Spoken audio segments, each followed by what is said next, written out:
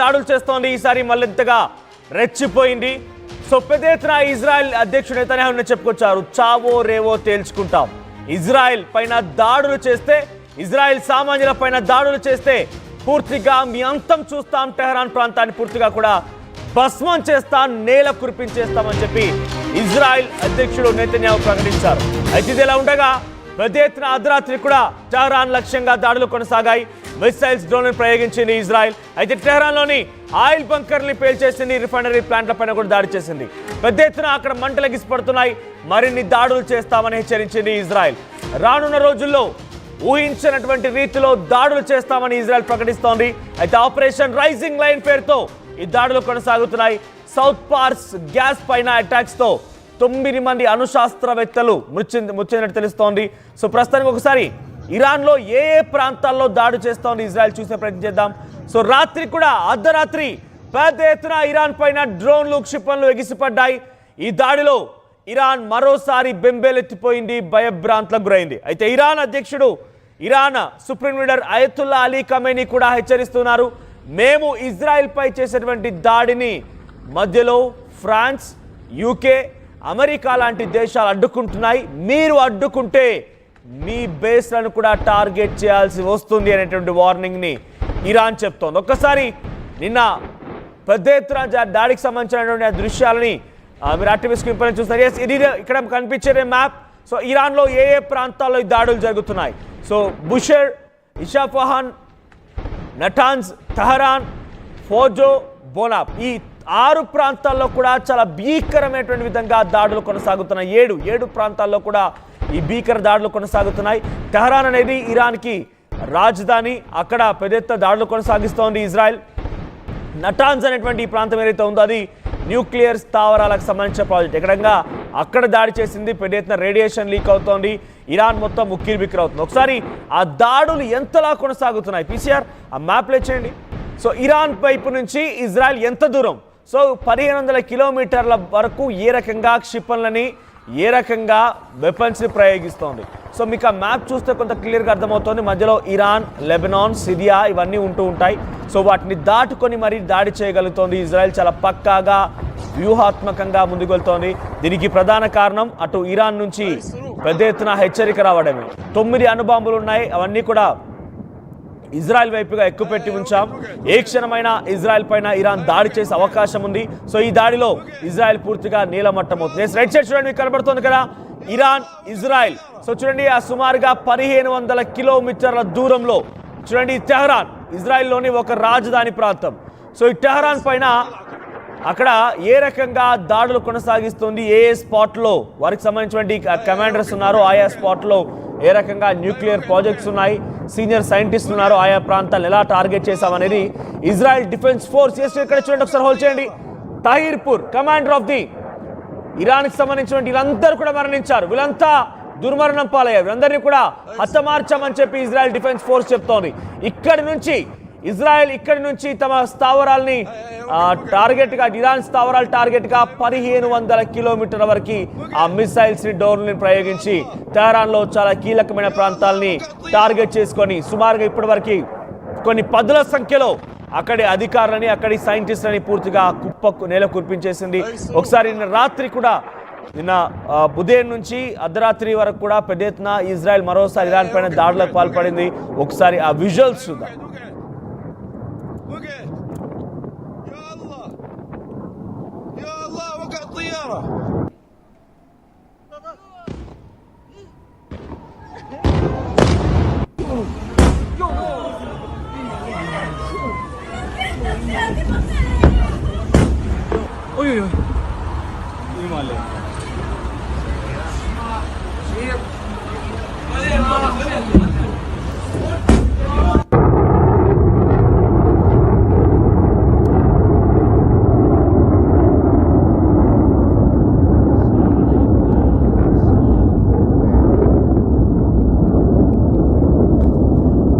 Right side box లో చూస్తోంది Iran nuclear స్థావరాలు, నటాన్జా, తెహరాన్, ఇతరత్ర ప్రాంతాలు. ఎప్పుడైతే ఇజ్రాయెల్ దాడి చేసిందో ఆ దాడిలో పూర్తిగా అక్కడ న్యూక్లియర్ స్థావరాలు మొత్తం కూడా బ్లాస్ట్ లో చాలా దారుణంగా దెబ్బతిన్నాయి. న్యూక్లియర్ రేడియేషన్ కూడా పెరిగిపోయింది. ఇరాన్ మొత్తం కూడా అల్లాడిపోతోంది. సో ప్రస్తుతానికి దీనికి కారణం ఇది ఇప్పటి యుద్ధమేం కాదు, కొన్ని దశాబ్దాలుగా కొన్ని శతాబ్దాలుగా మొదలైనటువంటి యుద్ధం అని చెప్పాలి.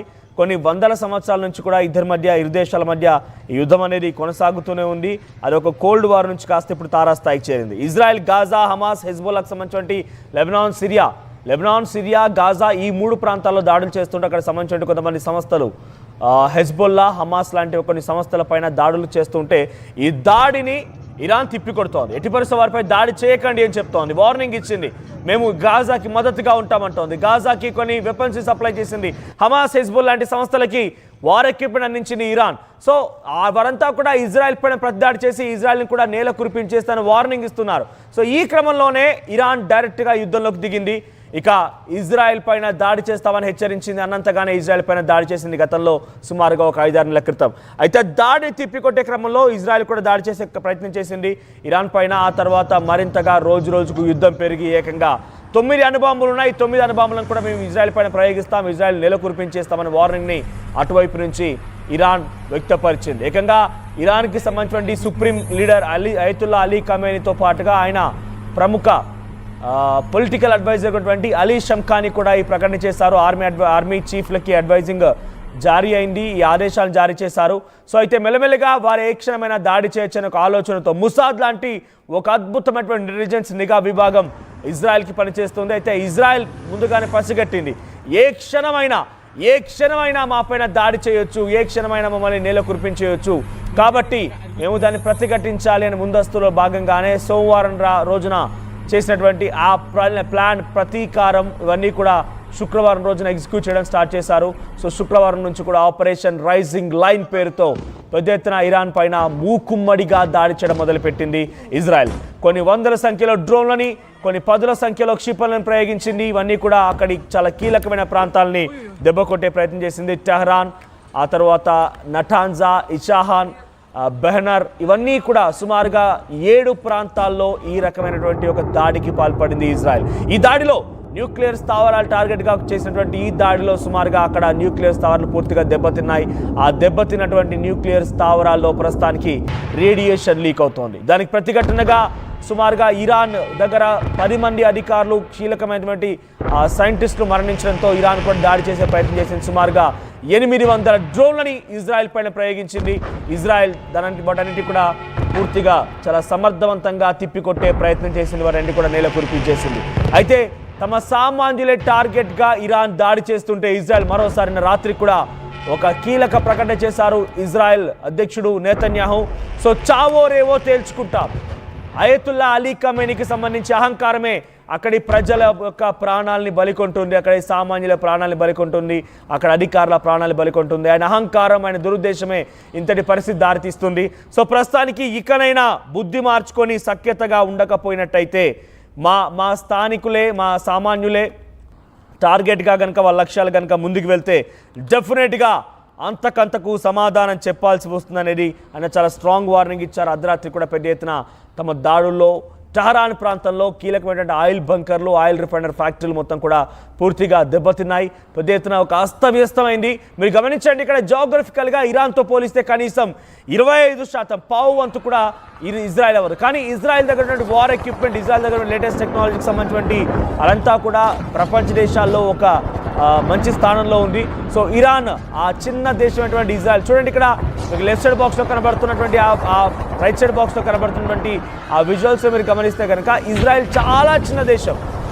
జాగ్రఫికల్గా ఏరియా పరంగా పోల్చుకుంటే ఇరాన్తో కనీసం పావు వంతైనా సరితూగినటువంటి ఒక దేశం ఇప్పుడు ఇరాన్ పైన దాడి చేస్తోంది. దానికి కారణం ఇజ్రాయెల్ దగ్గర చాలా వార్ ఎక్విప్మెంట్స్ కానివ్వండి, దానికి సంబంధించినటువంటి ఒక స్థైర్యం కూడా ఆ స్థాయిలోనే ఉంటూ ఉంటాయి.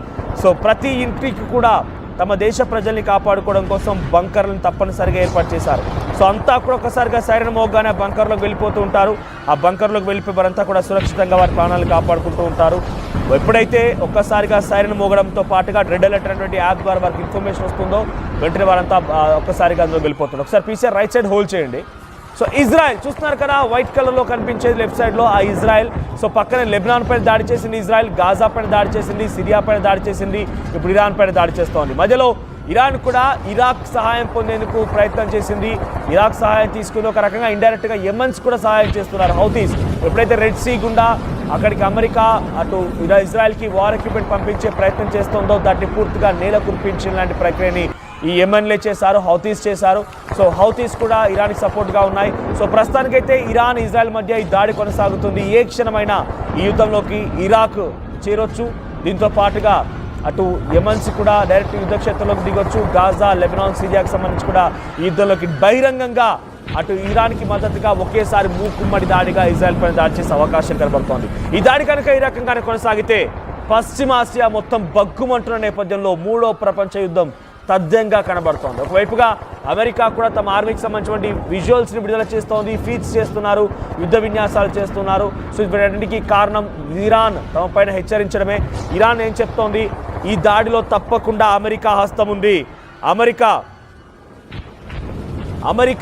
హస్తం తప్పకుండా ఉంది, అమెరికాకు సంబంధించి తప్పకుండా దీంట్లో పాల్గొందనే భావనలో ఇరాన్ ఉంది కాబట్టి, ఇజ్రాయెల్కి సపోర్ట్ చేస్తున్న భావనలో ఇరాన్ ఉంది కాబట్టి మీ పైన కూడా దాడి చేస్తాం, మిమ్మల్ని కూడా అంతమొందిస్తాం, మీ పైన కూడా మా అంతేంటో చూపిస్తామనేటువంటి మాటని ఇరాన్ అధ్యక్షుడు అయతుల్లా అలీ ఖamenei మాట్లాడుతున్న మాటల్ని పెద్ద ఎత్తున ఆందోళన కలిగిస్తుంది. ఏకంగా Iran army spokes person Shareek ఒక కీలక ప్రకటన చేశారు. అమెరికా హస్తం తప్పకుండా ఉంది కాబట్టి అమెరికా కూడా తమ వంతుగా డెఫినెట్గా వారికి కూడా మా అంతేంటో చూపిస్తాం, మేమేం చేయగలుగుతామో చూపిస్తామని చెప్తున్నారు. నిన్న కూడా ఒక కీలక ప్రకటన చేసింది ఇరాన్. మేము ఇజ్రాయెల్పై చేసేటువంటి ఆ డ్రోన్ల దాడిని, క్షిపణుల దాడిని మధ్యలో ఫ్రాన్స్, యూకే, అమెరికా లాంటి దేశాలు అడ్డుకునే ప్రయత్నం చేస్తున్నాయి. అలా అడ్డుకుంటే కనుక డెఫినెట్గా మేము మీ ఎయిర్ బేస్లను కూడా టార్గెట్ చేయాల్సి వస్తుంది, మీ బేస్లను కూడా టార్గెట్ చేస్తామని చెప్పి అటు ఇరాన్ చెప్తోంది. ప్రస్తుతానికైతే 7 స్థావరాల లక్ష్యంగా దాడులు కొనసాగించింది. ఇంకా ఈ దాడులు కొనసాగుతున్నాయి. ఒకవైపు నేతన్యాహు, మరోవైపుగా అలీ ఖamenei ఇద్దరి మధ్య చాలా భీకర యుద్ధం కొనసాగుతోంది. ఈ భీకర యుద్ధం మూడో ప్రపంచ యుద్ధానికి దారితీసే అవకాశం ఉందనంటే ప్రస్తుతం సిచ్యువేషన్స్ కనుక ఇంకా తీవ్రతరం దాలిస్తే డెఫినెట్గా అటువంటి యొక్క మూడో ప్రపంచ యుద్ధం మొదలయ్యే అవకాశం ఎక్కువ కనబడుతోంది. ఏమాత్రం ఇక్కడ అధ్యక్షుడు నేతన్యాహు చెప్తున్నారు, ఎట్టి పరిస్థితుల్లో అలీ ఖameneiని వదిలే ప్రసక్తే లేదు, మా సామాన్యులే టార్గెట్గా కనుక చేయాల్సి వస్తే మేము అంతకంతకు సమాధానం చెప్తాం. నేతన్యాహు చెప్తున్న మాటల్లో ఇజ్రాయెల్ అధ్యక్షుడు అటు అలీ ఖameneiని ఇరాన్ సుప్రీం లీడర్ అలీ ఖameneiని పూర్తిగా అంతమొందిస్తామని మాటలు మాట్లాడుతున్నారు. రాత్రి కూడా దాడులు జరిగాయి. ఆయిల్ ట్యాంకర్లు లేపేసే ప్రయత్నం చేశారు. పెద్ద ఎత్తున మంటలు ఎగిసి పడుతున్నాయి. అక్కడి అణుస్థావరాలు, ఆయిల్ ట్యాంకర్లు, ఆర్మీ స్థావరాలే ఇంకా ఇజ్రాయెల్ దాడి చేసే ప్రయత్నం చేస్తోంది. సో ఈ దాడి ఇంకా తీవ్ర రూపం దాలిస్తే డెఫినెట్గా ఒక ప్రపంచ యుద్ధమే. సో మీరేం చెప్తారు, ఈ యుద్ధంలో మీ మద్దతు ఎవరికి, ఇజ్రాయెల్ లేదా ఇరాన్? సో మీ సపోర్ట్ ఎవరికి కామెంట్ చేయండి. ఇక్కడ రెండు దేశాలు కూడా చాలా వార్పరంగా అత్యుద్భుతమైనటువంటి ప్రదర్శన కనబరిచేటువంటి దేశాలే. సో ఇద్దరు దేశాల మధ్య యుద్ధం తారాస్థాయికి చేరింది. ఇది ఇంకా కొనసాగుతుంది. సో మీకు ఎప్పటికప్పుడు ఇటువంటి తాజా సమాచారం అందిస్తూనే ఉంటాం. ఇజ్రాయెల్కి సంబంధించిన దాంట్లో దేశంలో మన భారతీయులు, మన తెలుగు వాళ్ళు కూడా ఉన్నారు. అటువంటి వారి దగ్గర నుంచి ఎప్పటికప్పుడు సమాధానం తెలుసుకుంటున్నాం. అటువంటి వారి దగ్గర నుంచి ఎప్పటికప్పుడు సమాచారం తెలుసుకొని మీకు అందించే ప్రయత్నం చేస్తున్నాం. ఒకసారి మరింతగా నిన్న రాత్రి జరిగినటువంటి దాడులకు సంబంధించి ఆ దృశ్యాలను చూద్దాం.